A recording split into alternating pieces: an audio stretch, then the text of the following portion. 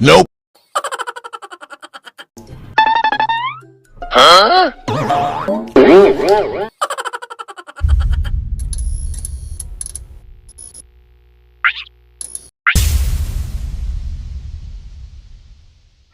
Hello mga guys, mga paroton ko mga guys, kamusta ang Happy New Year niyong lahat? Happy nga ba talaga or hindi?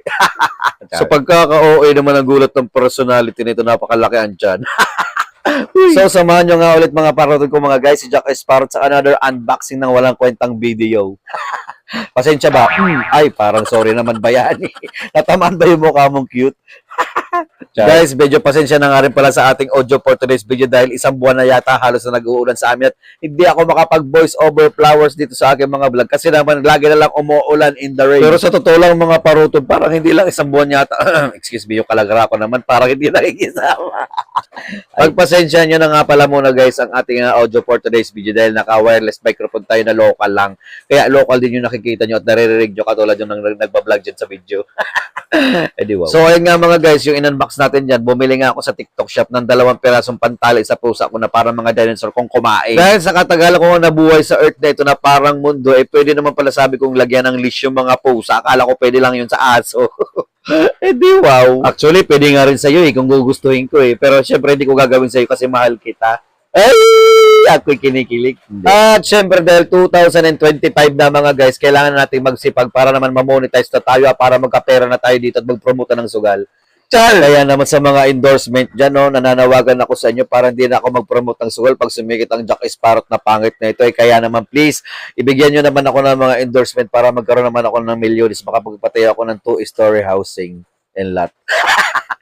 At dahil nga nakapag-unboxing na tayo ng pantali nga sa mga pusa, ito nga si Burikat, tsaka ang tawag dito, si Zorro nga ang gagamitin nating example o experiment para sa pagtataling gagawin natin sa kanila. Kaya naman mga guys, eto, ipapakita ko sa inyo ng malapitan.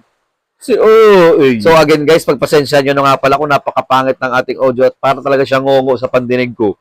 Alam ko nagsasalita lang ako dito at hindi naka-headset pero pakiramdam ko talaga ngongo kapag piniplayback ko ba.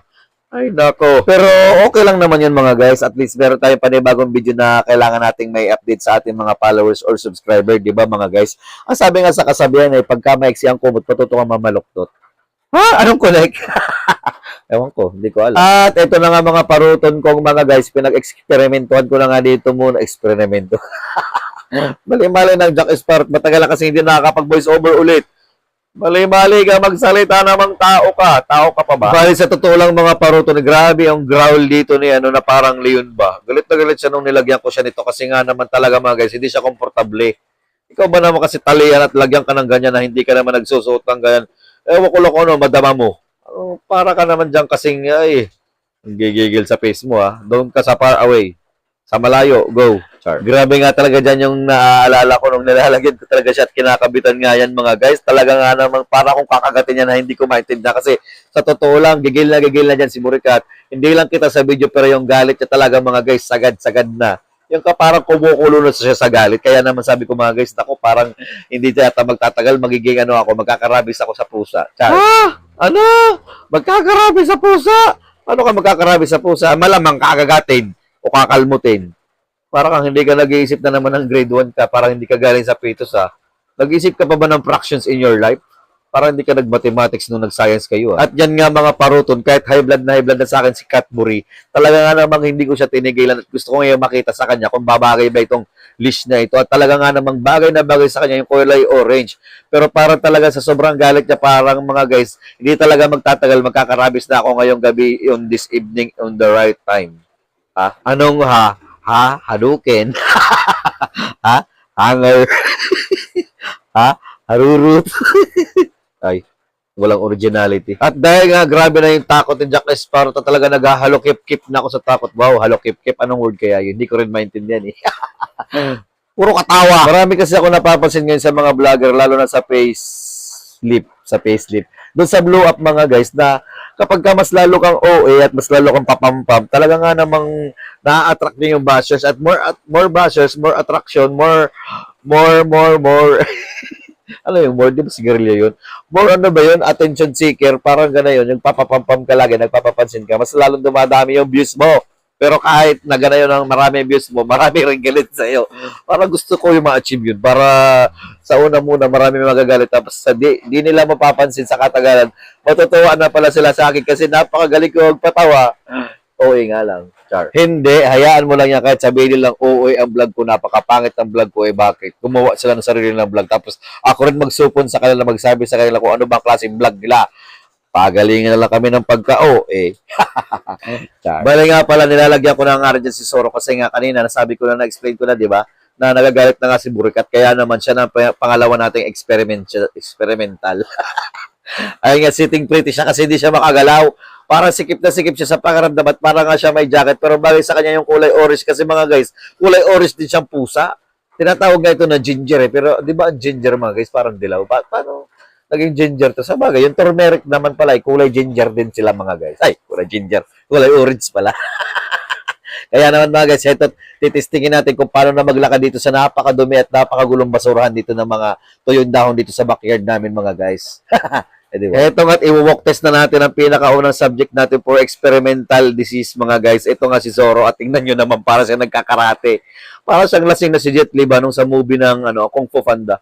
Sure. Bale, hindi ko nga pala alam mga guys kung talaga nga naman nasisikipan si Zoro o nabubusit lang dito sa nilagay natin dito. Nawiwirdoon siguro siya sa pakiramdam ng katawan niya. Kasi nga naman mga guys, parang baga siyang ginapos dito sa may bandang kilikili niya hanggang sa may leeg niya. So, siyempre, magiging weird nga naman sa pakiramdam mo. Para ka namang hindi ka naman nag-iisip ng, ay, nanggigigil ako sa face mo. Lumapit ka. At eto nga, hindi ko na nga maano mga guys kung paano nga siya maglalakad. Kaya naman talaga medyo hinihila-hila ko siya na niya kaunti. Hindi ko naman siya tinutudong hila kasi mga guys, matiik siya o kaya hindi siya makahinga. Magkaroon siya ng constipation sa kanyang leeg. Constipation! Kaya naman sinasabi ko dyan kay Zoro na, tara na bebe. Tara na, maglakad na ikaw. Walk na, bebe. Sige na. Tara na, tara, tara, tara na, tara na, tara na, tara na. At bibigyan kita ng napakasarap na pagkain. Bibigyan kita ng fried chicken, adobo, spaghetti, sinabawang gulay, tsaka karninas. Ganayon. Napakarami ko ibibigay sa yung pagkain. Kaya yan, very good ka dyan. Sige, mag-walk ka kahit mukha kang lasing at paligoy, pasuray-suray ba? Ewan ko, para siya nakainom dito mga guys. Hindi ko maintindihan kung bakit ganun siya. Pero sa tingin nyo ba, mas-skip dito mga guys? Comment nyo nga ako. Comment nyo nga dito sa video.